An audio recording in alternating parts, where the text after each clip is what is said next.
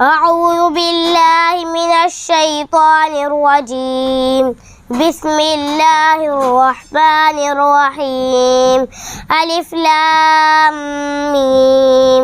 ذلك الكتاب لا ريب فيه هدى للمتقين الذين يؤمنون بالغيب ويقيمون الصلاة ومما رزقناهم ينفقون والذين يؤمنون بما أنزل إليك وما أنزل من قبلك وبالآخرة هم يوقنون أولئك على هدى من ربهم وأولئك هم المفلحون.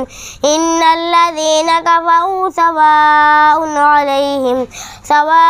عليهم أنذرتهم أم لم تنذرهم لا يؤمنون. ختم الله على قلوبهم وعلى سمعهم وعلى أبصارهم غشاوة ولهم عذاب عظيم. صدق الله العظيم.